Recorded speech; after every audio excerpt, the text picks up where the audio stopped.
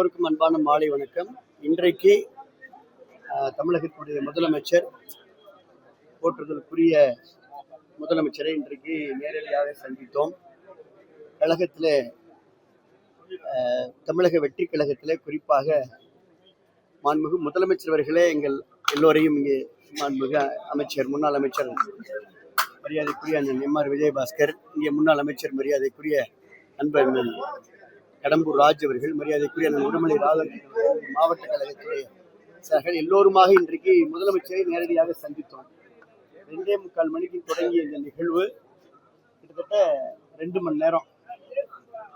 மாண்புமிகு முதலமைச்சர் அவர்கள் மிகுந்த அன்போடு, பாசத்தோடு, வாஞ்சையோடு ஒவ்வொருவரையுமாக அழைத்து, ஒவ்வொருவரையும் கைகுலுக்கி, ஒவ்வொருவருக்கும் பொன்னாடை அணிவித்து வரவேற்று வாழ்த்துக்களை தெரிவித்து, ஒவ்வொருவரிடம் நலம் விசாரித்து, ஒவ்வொருவரிடமும் அந்த கட்சி துண்டை, இந்த மஃப்ளர் கட்சி துண்டை, எங்களுக்கு அந்த அடையாளத்தை அணிவித்து கைகுலுக்கி உறுப்பினர் அட்டைகளை வழங்கி, இவ்வளவு நேரம் எவ்வளோ பணி நிமித்தம் இருந்தாலும் கூட அத்துணை பேருக்கும் அந்த உரிய முக்கியத்துவம் என்பதை காட்டிலும் அன்பை வெளிப்படுத்தியதுல உண்மையுமே அளப்பற்ற மகிழ்ச்சி, மன நிறைவு ஏற்பட்டிருக்குது என்பதை மட்டும் இந்த நேரத்தில் தெரிவிச்சுக்கிறோம்.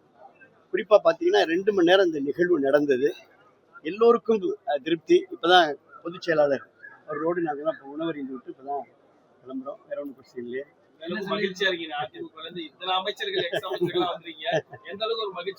இல்லை, அதாவதுங்க, அதிகாரத்தால் நாட்டை ஆள்வது என்பது வேறு, மக்களுடைய அன்பை வெல்வது என்பது வேறு. இன்றைக்கு ஒரு சாமானிய மக்களுடைய அன்பை வென்றிருக்கக்கூடிய, மாற்றத்தின் சக்தியாக திகழ்ந்து கொண்டிருக்கக்கூடிய லீடர்ஷிப் குவாலிட்டி என்று சொல்லக்கூடிய தலைமை பண்பை தாயுள்ளத்தோடு எல்லோரையும் அரவணைக்கிற, ஒவ்வொருவரையும் நேரடியாக ஒவ்வொருத்தரையும் பார்த்து அன்பா வார்த்தைகளை பேசி கைகுலுக்கி, அவர்களை இன்னும் சொல்லப்போனால் கட்டி அணைத்து, அப்படியெல்லாம் இந்த நிகழ்வு இன்னைக்கு ரொம்ப ஒரு இனிமையான நிகழ்வாக, மனதிற்கு இதமான நிகழ்வாக இன்றைக்கு அமைந்திருக்கிறது.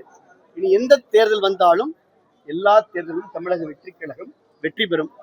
அதற்கு நாங்கள் எல்லாம் புரட்சி தலைவி அம்மாவிடத்துல பாடம் பயின்றவர்கள்.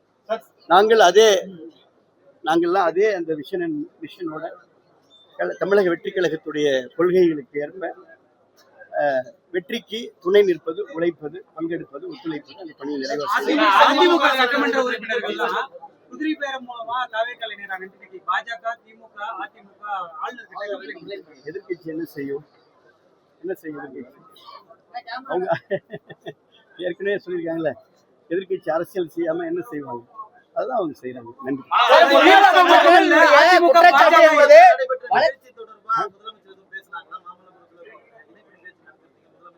நல்ல கேள்வி, அசத்திட்டீங்க அப்படின்னு சொன்னேன். நான் சொல்றேன், நீங்க அதாவது நீங்க இன்னைக்கு சொல்றாங்க என்ன, ஏதோ தமிழ்நாட்டில் ஏதோ ஒருத்தர் இந்தியா முழுவதும் என்ன நடந்துட்டு இருக்குது? எத்தனை வாஷிங் மிஷின் எங்கெங்க போயிட்டு இருக்குது? ஏதாவது ஒரு குற்றச்சாட்டு நிரூபிக்கப்பட்டு இருக்குதா? ஆளுங்கட்சியா இருந்தா எதிர்கட்சிகள் மேல கேஸ் போடுறது வழக்கம். அந்த எந்த கேஸ் வந்தாலும் எந்த அரசியல்வாதி சந்திக்க தயாரா இருக்கிறாங்க. அதே வகையில் இன்னைக்கு எல்லாத்தையும் சந்திப்பதற்கு கேஸ் போட்டிருக்கிற எந்த அமைச்சராக இருந்தாலும் சரி தயாராகத்தான் நாங்கள் இருக்கிறோமே ஒழிய நாங்களும் ஓடி ஒழிக்கிறவர்கள் இல்லை. இதெல்லாம் கோர்ட்ல இருக்குது. இதெல்லாம் கோர்ட்ல நாங்கள் தைரியமா இருக்கிறோம், வாதாடுறோம். எங்களுடைய அன்பு நண்பர்கள் எல்லாருமே அதுக்கு தயாராக தான் இருக்காங்க. ஆகவே இது அரசியல் காழ்ப்புணர்ச்சி. அரசியல் காழ்ப்புணர்ச்சி அவங்க கூட இருக்க வரைக்கும் நாங்கள் நல்லவங்க. அவங்கள விட்டு நாங்கள் வெளியே வந்துட்டு துரோகிங்க. கிளவிகளை வச்சு உட்கார்ந்துக்கிட்டு ஒரு பேசிட்டு இருக்கிறோம். இதெல்லாம் என்ன நியாயம்? எங்களுக்கு பிடிக்கல, எங்களை வரவேற்கிறதுக்கு ஒரு இயக்கம் இருக்குது, நாங்கள் சேர்றோம். இதுதான் எங்களுடைய நிலைப்பாடு.